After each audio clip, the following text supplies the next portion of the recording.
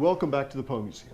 I've just received this mystery envelope containing some new gifts for the Poe Museum's collection. What do you think will be inside?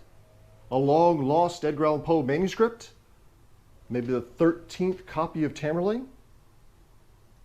Probably not.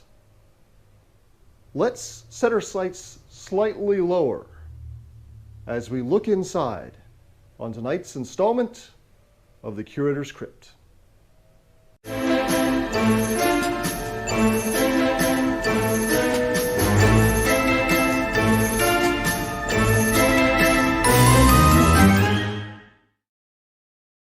Well, first of all, we want to be very careful with opening the package to make sure that we don't damage the contents inside.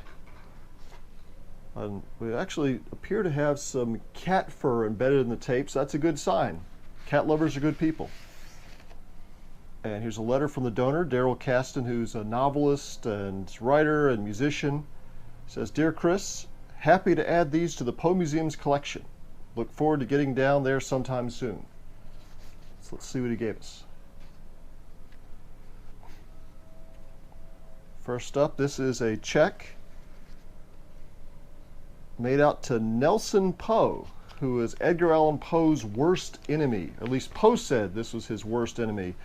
And with somebody like Poe had as many enemies as he did, to call somebody your worst enemy, that's pretty bad. And there's Nelson Poe's signature right on the back when he endorsed it.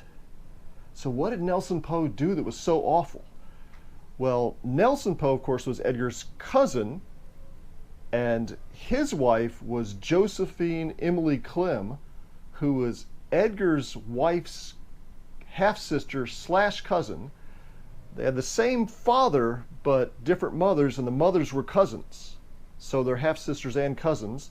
So Nelson and Josephine decided when Virginia Poe, who was 13 years old, she was growing up, and they wanted to take her into their home and foster her, make sure she was properly educated and able to enter polite society. And Edgar saw this as an affront to him, saying, "You're trying to break up our family, you're trying to take Virginia away from me." So Edgar never really forgave Nelson after that. And what really stings about this check, I don't know if you noticed, it's made out to $6,500. That's a lot of money back in Poe's day. And by some accounts, Poe's entire literary career only got him about $6,100. So this little piece of paper was worth more financially than Edgar Allan Poe's entire career. It's no wonder Edgar didn't like Nelson very much. So what do we have next?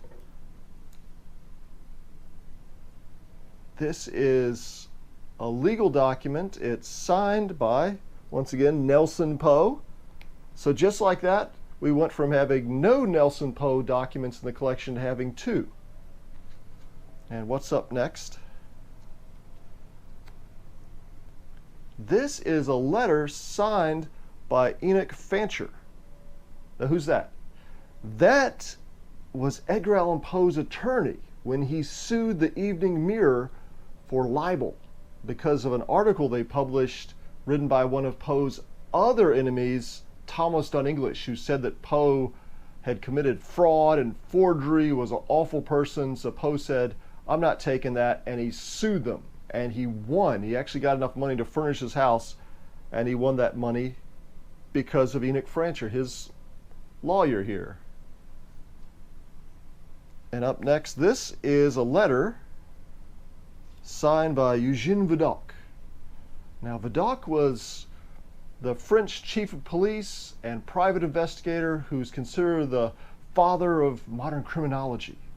This guy revolutionized techniques like crime scene analysis and surveillance, ballistics.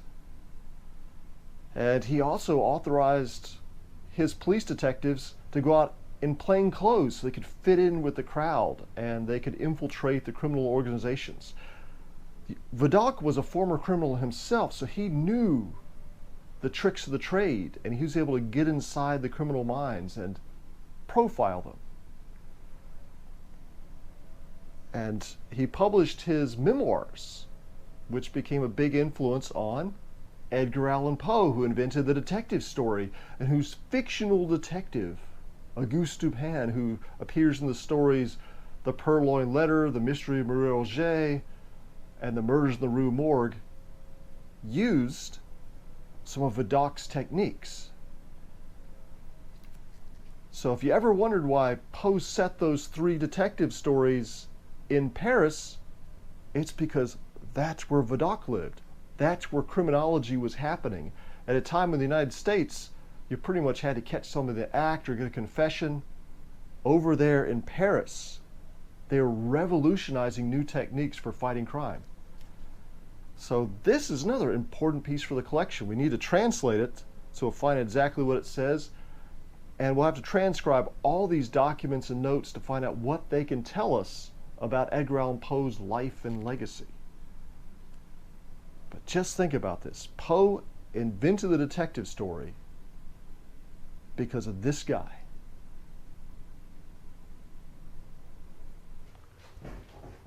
Well, I'd like to thank our donor, Daryl Caston, for giving us this mystery envelope full of great additions to the Poe Museum's collection.